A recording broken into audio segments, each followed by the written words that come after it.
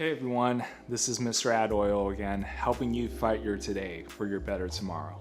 And today we're going to continue to build upon this video series of why I switched from software sales to software development. And the value that you're getting out of this video series is these arguments can help you convince yourself to see if you want to make that change too. And then today we're going to be talking about, and that is the sixth argument of why you should consider software development for a career for yourself. And that's because of the appreciative value of having software development skills. So for you to qualify yourself, self-qualify yourself in this argument, if you agree with wanting to build a skill, put in the hard work, build that skill so that you can create, a demand for yourself in the future, because software development is a high in-demand skill. If you're willing to put in the hard work and learn this hard skill now for the future you, then you self-qualified yourself. If not, then this might be a skill or a career that might not be a good fit for you. And when I talk about software development as an appreciative, progressive skill to have, that progressively, exponentially gets more valuable as you invest more time in the industry, accumulate more experience, keep brushing up and developing your skills. The more senior you become in software development, like there's just greater opportunities, and then your career becomes more developed, more robust. And then the first way you can kind of see that is with salary, right? So I mean, I'm gonna probably talk about this later on in one of the other points that I've mentioned, but software development, this skill is lucrative, right? In terms of salary, compared with other professions, when you get into an entry-level software developer role, it's quite lucrative, especially in San Francisco. Like you'll be getting close to at least like six figures, or like approaching six figures for your first entry-level software developer role, specifically in San Francisco. And that's close to double that of like other professions, even like software development, like software sales. Sorry about that. So in software sales, the way you get paid out is you get half of your salary as a base salary, and then the other half, it's a variable commission, right? So arguably, if you found a really good software sales role, then you could ideally or potentially be making six figures in an entry-level job.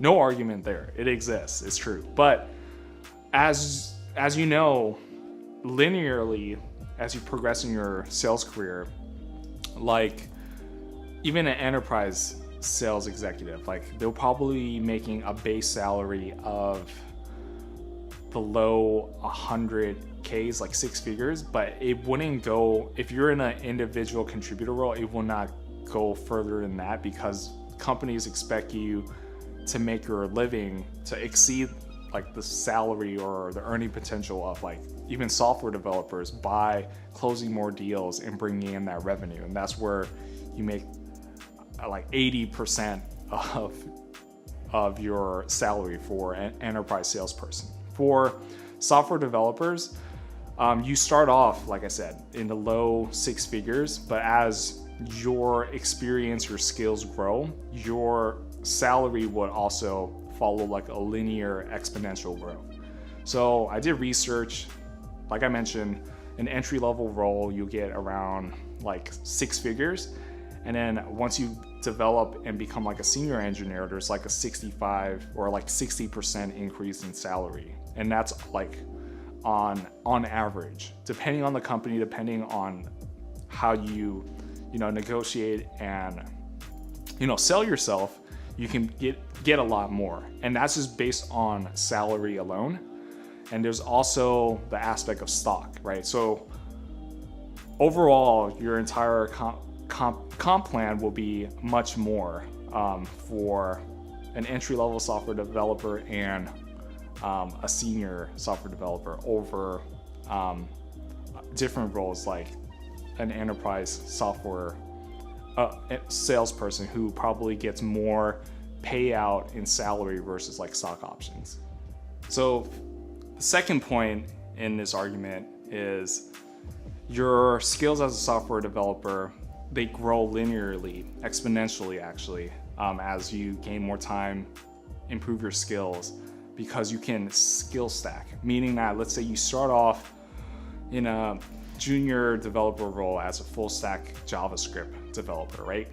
You know JavaScript, and then later on you're like, man, I want to get into machine learning. You pick up Python. Now you're proficient in JavaScript, and you're taking that experience with you and learning another language that's more like back-end oriented, right? Python. And when you have these two skills or these proficiencies in these two languages, you become that much more valuable, because with these two languages, you can tackle on and take on more complex projects and products. And lastly, like, let's say, the last reason that I'll give is like career opportunities. First level of career opportunities is within the developer or software development universe, right?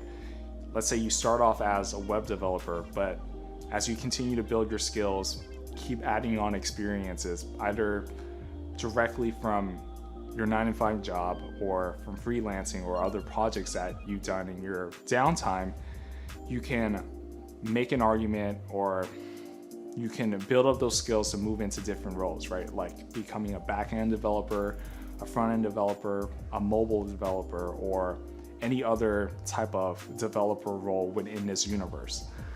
And then maybe later on you might have a realization, like maybe I'll have a realization where I'm like, this is maybe software development full-time. Maybe I want to do it as like a freelancer or like for fun, maybe in the future for myself. And I'm like, as for a 9-to-5, maybe I want to try to switch out and do something else. You could do that. Like, you can take your software developer or development skills and then translate that into like a marketing role where it's non-customer facing, but it's not like you're not churning out code every day. Or you can take your software developer skills and then go into a customer facing role as like a sales engineer or a solution consultant, where that's like a hybrid role of engineering and sales. So what I'm trying to say is, once you have this skill set of software development underneath your belt, then the sky's the limit, basically. Many more doors are going to be open for you, and you have more options to select from in terms of your career progression.